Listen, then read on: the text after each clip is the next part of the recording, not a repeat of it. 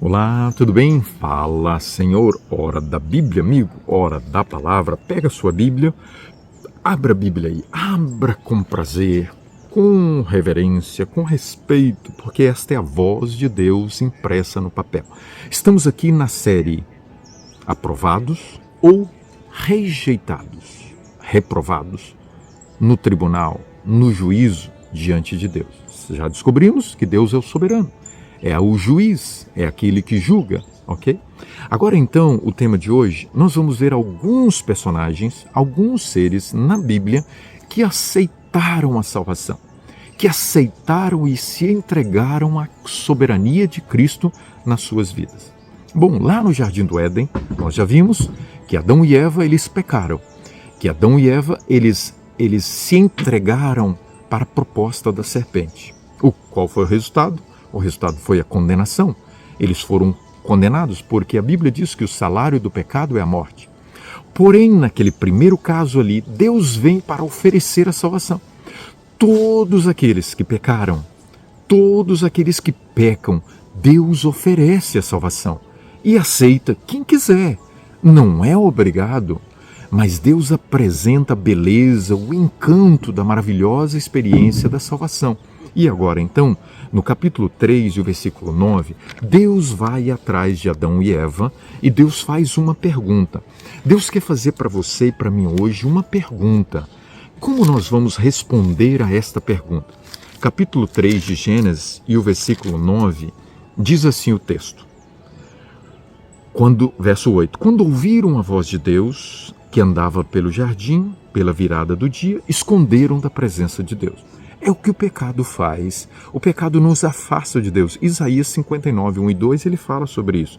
E no verso 9, Deus chama agora. Chamou o Senhor Deus ao homem e perguntou, onde estás? Era uma pergunta interessante. É uma pergunta interessante. Onde você encontra? No aspecto físico, geográfico, físico, ou no contexto espiritual? Você se encontra angustiado, você se encontra aflito, ansioso, você se encontra preocupado, inquieto, inseguro? É a pergunta de Deus, porque Deus quer te encontrar, porque Deus quer te ajudar, porque Deus quer solucionar o seu problema. Então Deus foi atrás de Adão e Eva. Eles estavam ali agora perdidos. E o que aconteceu? Deus vem agora em Gênesis capítulo 3, o verso 15, e oferece para eles a esperança de salvação. E eles abraçam a esperança de salvação. Agora, em Gênesis capítulo 5 e o versículo 24, nós encontramos Enoque. Enoque teve a oportunidade de conhecer a respeito de Deus. E o que foi que aconteceu?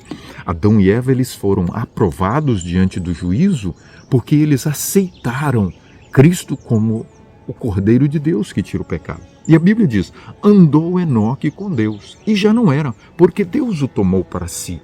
Então Enoque abraçou também a salvação.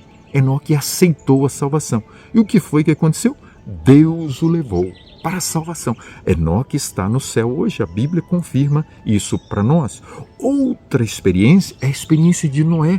Capítulo 7 e o versículo 1, a Bíblia diz, disse o Senhor a Noé, entra na arca, tu e a tua casa, porque reconheço que tens sido justo diante de mim nesta geração.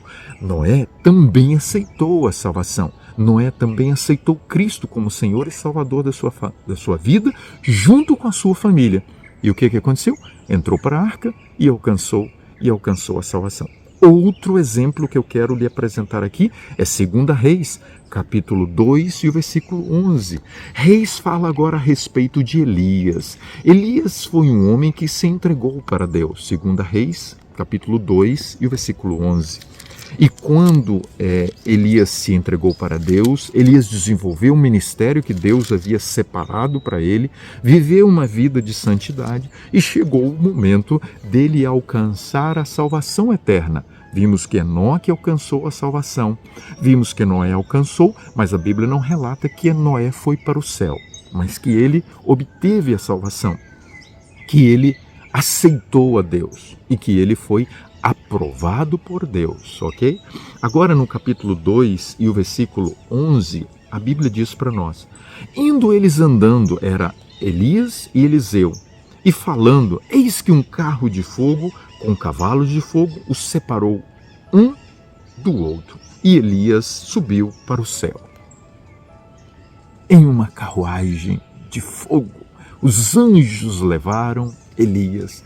Que experiência maravilhosa, ser aprovado por Deus e ser levado por Deus e conduzido para a salvação eterna. Outro exemplo, eu quero te convidar para 2 Reis, capítulo 5.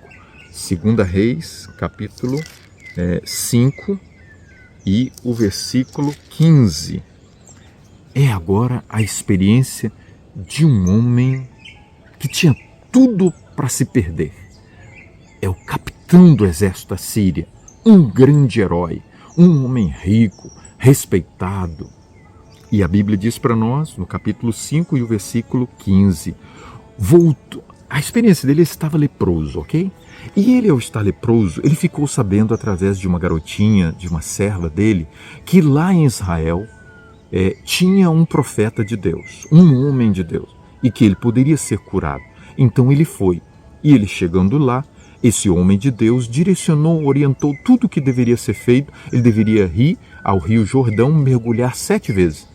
Foi provado. Ele poderia mergulhar uma vez, mas tem que ser 7. A totalidade da fé, a totalidade da perseverança, ok? A totalidade da fé no Deus soberano.